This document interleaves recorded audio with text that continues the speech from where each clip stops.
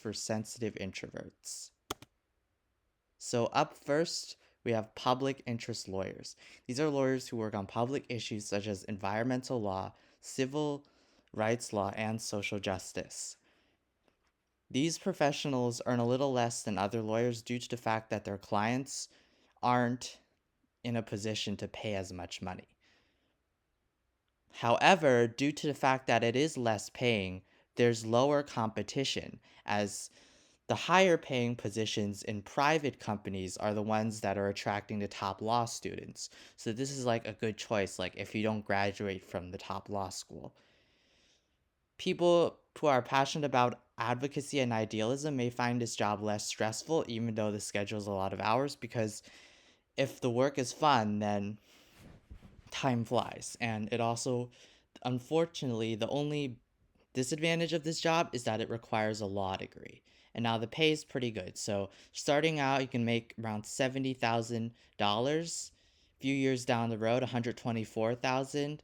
And then once like you get into your later career, you can almost make $200,000. So this is a pretty good option. Also got social assistance lawyer. So this is similar to the public interest lawyer, except it's a little bit more of a back end. So this is about assisting individuals with social security, Medicare, Medicaid, unemployment benefits, housing, domestic violence, and childcare. So basically helping people with these legal issues. And there is lower competition in this area, especially so, because the pay here is even lower, but it's still a pretty decent pay. We're still looking at 50K with no experience, 75,000 a few years after graduating law school, and six figures down the road once you get like your resume like built up. The ability to understand others is an advantage. So people who are both are technical thinkers and also are able to understand other people as well will have an advantage in getting a job. And there's a good chance you might get a higher salary than this, especially if you work in like a private company. The schedule's a little high, but if you like helping people, then this is not a very difficult job. Then there's environmental specialist.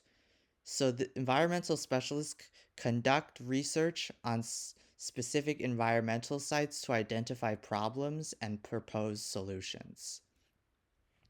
So basically what they'll do is like they'll go to like national parks or like conservation sites, or they'll go to like cities and they'll do like surveys, like both types of surveys, like asking people like, oh, their habits, do you recycle? And also like looking at measuring environments, seeing like tree health and stuff like that.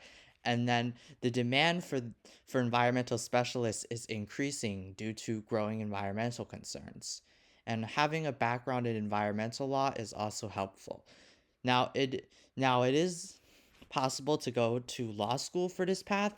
Like you could like be an environmental lawyer, but it's not necessary. Only a bachelor's degree is necessary for this one. So for people who just want to go to college and get a job, this is probably a good choice. The schedule is also pretty light, 32 to 40 hours per week. Although this job does involve a lot of traveling. You can see here, right? He has to go to like this national park, wherever, in order to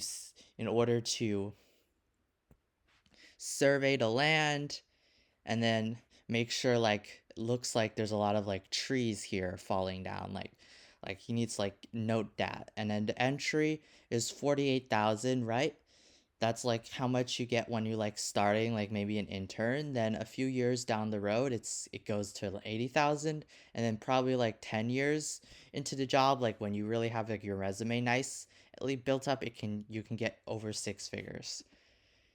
There's also human resource specialists. So there's a difference between a human resource specialist and a human resource manager. A human resource manager has to actually like they're responsible for the performance of like how the human resources does. On the other hand, a specialist just has to evaluate job applications, recruit employees, assign compensation, and suggest worker programs. So it's more like one-on-one. That's why this is probably a better choice for like more introverted people. because you can still contribute to other people and then interact with others, but it's also like a very like one-on-one. As you can see, he's only talking to two people, small group. The demand for human resource specialists is growing due to an increasing need for communication and coordination. And an advanced degree or experience in the field is a plus. So like if you have like a master's degree or like a PhD or some experience, that will help get jobs. So like you can like go straight to the middle. You can like skip the entry, skip the internship, because an entry level is 42,000, which may be a concern for some students. Senior roles, however, can make six figures. The schedule is also pretty light, 32 to 40 hours per week. Now I have authors. So this is a little bit of a more risky choice, especially because like if you're an author, then you're not like guaranteed to make a living. Yeah, people have to like your books and stuff. But it's not that bad of a choice. I mean, even like the people who like, for example, maybe sell less books or have to like work for company, like the lower end is still like 40,000. So at least it's not starving, but this is definitely a little bit of a more risky path. However, it can be also very rewarding for those who are good at it. The schedule is 32 to 40 hours per week. Craft. So authors, what they do is they craft passages for advertisement, books, magazines, music, plays, and television. So I'm pretty sure everybody knows what an author does. Minimal in person social interaction. So that's another advantage of an author, right? You're behind a screen writing books. You don't have to constantly like being interacting with people. However, you do have to have creativity and sensitivity because you do have to write books and stuff that people will read. And this requires a bachelor's degree. Although this writing market is very competitive, so it's very advisable to get an advanced degree. And now getting an advanced degree, probably you can get around $70,000. And if you like really build up, like become like a distinguished author, have people buying your books and stuff like that, you can get to six figures. Now we have graphic designers. So this is probably like for people who know, like maybe in college, maybe they're are not built for like doing like more difficult majors. Graphic design isn't that difficult of a major compared to others. It's less demanding. So that's the advantage of this major. The disadvantage is that the pay isn't very good and it's also very competitive. So, I mean, for the right person, a degree in graphic design can be helpful, but for most people, then be better off just building up your skills and resume. So, graphic designers can communicate ideas visually for advertisements, magazines, brochures, and reports. So, a lot of graphic designers work on like a contract basis, but a lot of them also work on a salaried position.